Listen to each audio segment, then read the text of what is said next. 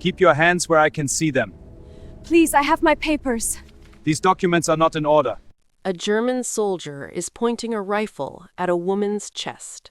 He has stopped her on a mountain road in southern France, August 1944. The checkpoint is routine. A barrier across the road, 2 soldiers, orders to stop anyone moving on foot without a clear reason to be on this road.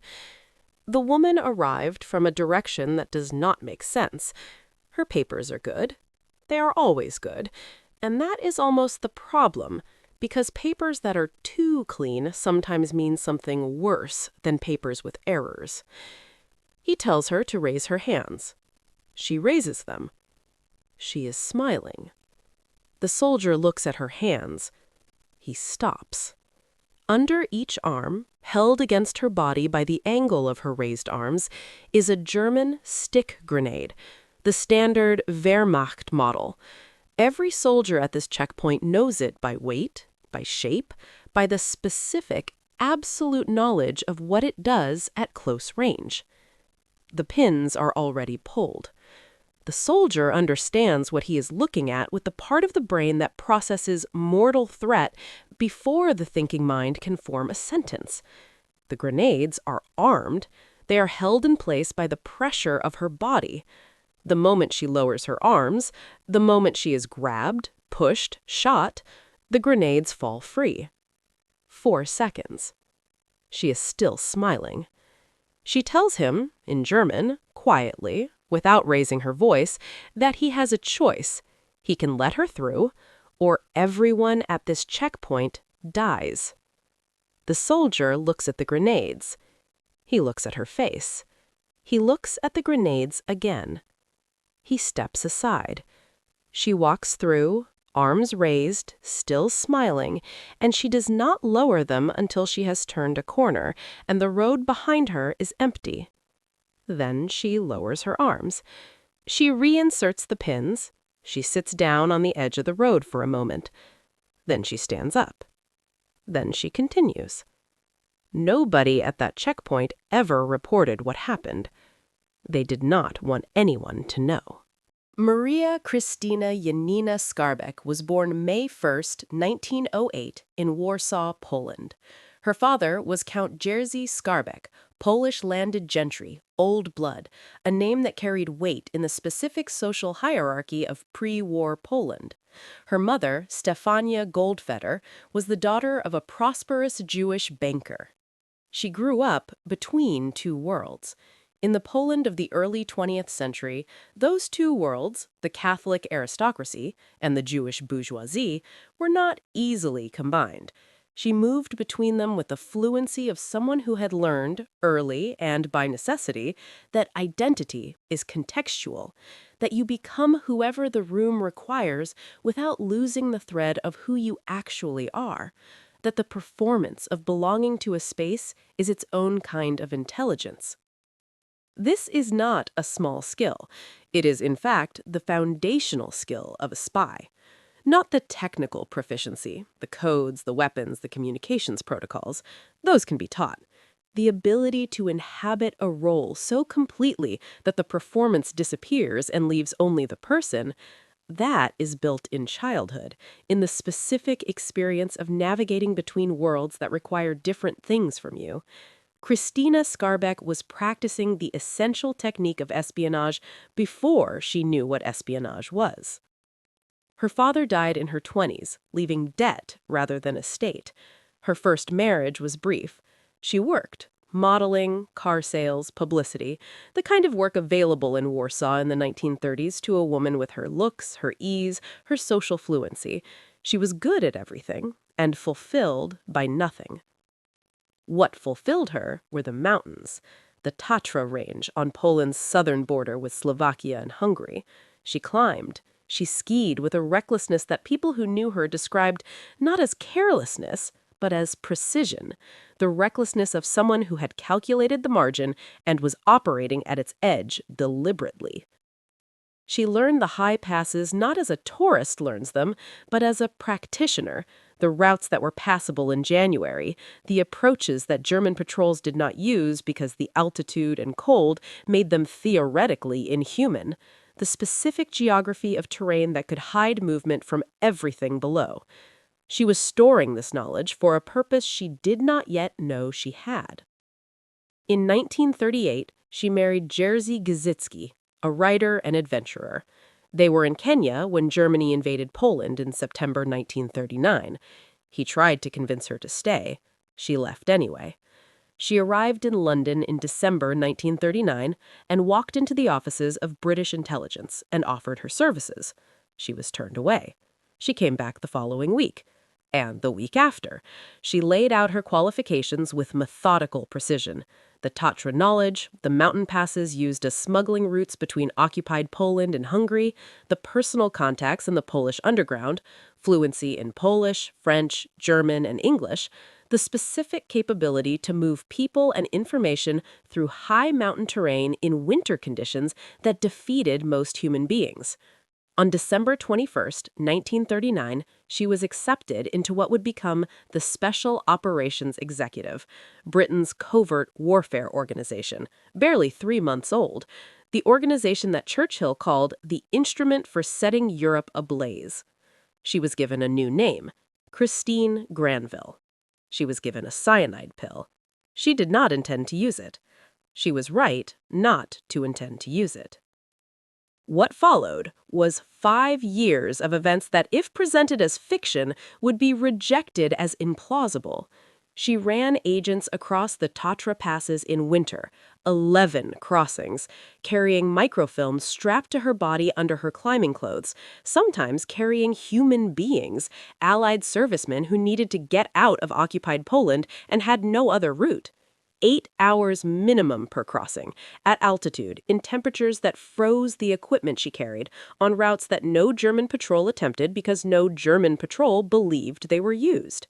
She built a network of local mountain guides. She paid them, remembered their names, learned their families. She understood, before most intelligence officers were trained to understand it, that networks are relationships, not transactions, that the person who guides you through a mountain pass in January at 20 below zero is doing it because they trust you, and trust is earned through the specific investment of treating people as if they matter beyond their operational utility. She treated everyone as if they mattered. This made her exceptional as an intelligence officer, and it made her human, and those two things were, in her case, not in tension with each other. February 1941, Budapest, Hungary. The net had been drawing in for weeks. Too many questions from the wrong people, contacts who asked slightly differently than they should. The specific texture of surveillance that a person who has been running against surveillance for 14 months develops the ability to feel before they can see it. She was arrested by Hungarian counterintelligence working with the Gestapo, taken to a detention facility, questioned. The questioning was not gentle. They wanted names, routes, the network that had been running for over a year under their surveillance and that they knew existed but could not locate precisely enough to destroy. She gave them nothing. But she knew that nothing was not going to be sufficient for long. The pressure was building, the increasing specificity of the questions, the patience fraying at the edges, the methods beginning to shift to something she could not sustain indefinitely. So she bit her tongue. She bit it hard enough and held it long enough to produce a quantity of blood that she then coughed onto the interrogator's desk. She told him she had tuberculosis. In 1941, tuberculosis was a death sentence, a public health catastrophe, and a biological threat that detention facilities treated with the specific terror of institutions that knew what happened when infectious disease moved through a confined population. The interrogator looked at the blood. He stepped back. He called for the facility doctor. The examination was inconclusive. The symptoms were consistent with early tuberculosis, and also with a whole dozen other things, and also with a woman who had bitten her own tongue. The facility commander looked at the risk calculation, a potentially infectious prisoner whose documents were clean and whose intelligence value was not confirmed, and made the decision quickly. She was released. She walked out. She contacted the British embassy within the hour. She was driven to the border and crossed. This is the story that tells you something about Krystyna Skarbek that all the Tatra crossings do not. The Tatra crossings required physical capability and navigational knowledge and the operational discipline to execute a dangerous task repeatedly without error. These are extraordinary skills. They are also, in their fundamental structure, the application of preparation to a known problem. She knew the passes. She prepared the routes. She executed the plan. The tuberculosis gambit had no preparation. There was no training module for it. No instructor had covered the specific technique of biting your own tongue in a detention facility to fake a disease that might get you released. There was only the specific, present moment intelligence of looking at the interrogator across the desk and reading what he feared most and giving him that fear in a form that served her rather than him. At the Budapest detention facility, the interrogator's fear of disease. At the Gestapo headquarters, 13 months later, the commanding officer's fear of a post-war tribunal. At the checkpoint on the mountain road, the soldier's fear of dying before he could go home. She found every fear. She used every one of them. And she used them not because she had planned for each specific situation, but because 5 years of operating at the edge of survival had made the reading of human fear as natural to her as reading a map. July 7th, 1944. A Halifax bomber over southern France. Krystyna Skarbek, Christine Granville, Pauline, whichever name applied to the moment, sat in jump kit in the dark, waiting for the green light. This was her second parachute drop into enemy territory. The first had been years and a war ago. The mechanics were familiar. The ground below was not. She landed in a field on the Vercors Plateau, was met before dawn by a reception committee from the local maquis, and was taken to a safe house. She had been assigned as courier and liaison officer for the Jockey Circuit, the largest Allied resistance network in southern France, commanded by Francis Cammerts, covering 10,000 fighters across 4 departments. She was 35 years old. She assessed the circuit immediately with the precision of someone who had been reading networks for 5 years. The strengths, Cammerts himself, operationally exceptional, the kind of commander who made everything around him function better simply by the quality of his judgment. The network depth, real, loyal, extending into every village and town. The geographical advantage, mountains that complicated German operational response. The weakness? The Vercors. The Maquis of the Vercors Plateau had declared themselves a free republic. They had raised the French flag. They had announced to the Germans and to the world that this piece of occupied France was occupied no longer. It was a statement of extraordinary courage. It was also a catastrophic strategic error. You cannot declare freedom without the means to defend it. You cannot invite the attention of an occupying army without being prepared for what that army brings. The Vercors had rifles and Sten guns and Maquis fighters who were brave and prepared, and entirely without heavy weapons, artillery, air support, or the kind of defensive infrastructure that could hold a position against a determined assault by a professional army. On July 21st, 1944, the Germans sent 15,000 soldiers to the Vercors Plateau, SS mountain troops, artillery, air support. They came with the specific thoroughness of an army that understood this was not a battle, but a punishment. The Free Republic lasted 5 days. Krystyna watched. She helped evacuate those she could. She moved wounded fighters to safe houses in the valleys below. She operated in the chaos of a military defeat with the same methodical precision she had brought to every chaos before this one. The calm that was not the absence of the storm, but the presence of something stable enough that the storm could not move it. She documented everything. She transmitted it to London. She continued. 3 weeks later, Francis Cammerts was arrested. The story of the Digne rescue has been told before. The bare facts: Cammerts arrested with 2 colleagues on August 10, 1944, all 3 scheduled for execution. Krystyna Skarbek got word, got money, 2 million francs in hours, the SOE moving at a speed its bureaucracy rarely achieved, and walked into the Gestapo headquarters in Digne. She told the officer in charge she was Field Marshal Bernard Montgomery's niece. She told him the liberation of the area was days away. She told him that the 3 men she was holding were known to Allied command and that their deaths would be attributed and remembered when the tribunals began. She placed the money on the desk. She waited. The officer looked at the money. He looked at the woman. He picked up the telephone. 3 men who were scheduled to die that morning walked out into the afternoon sun. Kammertz asked her, as they walked, what she had said. She told him. He was quiet for a moment. He said, "And they believed you?" She said, "I believed me."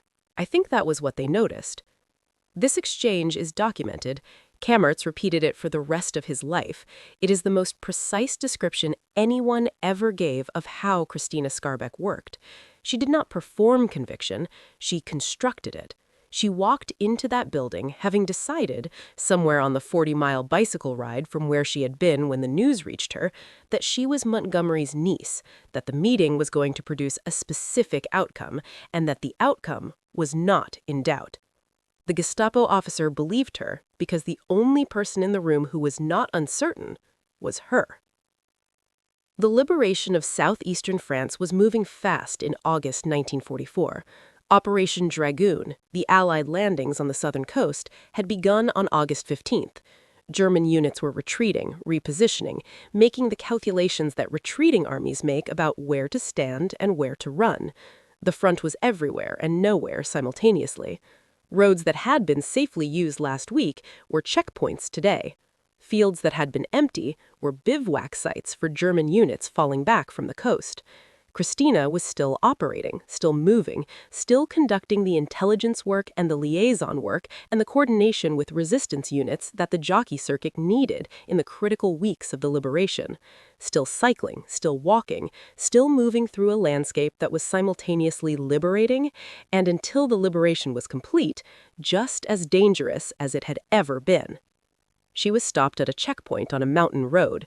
The soldier who stopped her had no particular reason to suspect her. Her papers were good. They were always good. But something, the direction she had come from, the time of day, the absence of a vehicle, gave him pause. He told her to raise her hands. She had the grenades because she had thought about this. Not about this specific checkpoint, but the geometry of situations in which papers are not enough, in which the cover story, however well constructed, has to be supplemented by something that operates at a more fundamental level, at the level of physical arithmetic rather than documentary scrutiny. The arithmetic of 2 live grenades, pins already pulled, held in place by the angle of her raised arms, was simple and absolute. Shoot her, and the grenades fall. Arrest her, and the grenades fall. Do anything at all except comply, and the grenades fall. The delay between falling and detonating was 4 seconds. At that range, there was no good position to be in. The only outcome that did not involve everyone at the checkpoint dying in 4 seconds was letting her walk through. She had thought through this. She had prepared it. She had carried the grenades and rehearsed the mental scenario of the raised arms and the soldier reading the situation and the moment of paralysis when he understood what he was looking at. What she could not prepare was the smile. Not in the sense that it had to be improvised. She knew she was going to smile. What could not be prepared was the quality of the smile. Because the quality of a smile is not a technical matter, it cannot be rehearsed into existence. It is the expression of an internal state, and the internal state it expressed at that checkpoint was something that had taken 5 years to build. The soldier looked at her face and saw a person for whom the arithmetic of those 4 seconds was not new. He saw a person who had been living with the arithmetic of death since December 1939 and had been surviving it since December 1939, and whose composure was not bravado, but the natural resting expression of someone for whom this was simply the current version of a thing that had always been present. He stepped aside. She walked through. She turned the corner and she sat down in the road. This detail is not in the dramatic versions of the story. The dramatic version ends at the checkpoint, the smile, the compliance, the walk.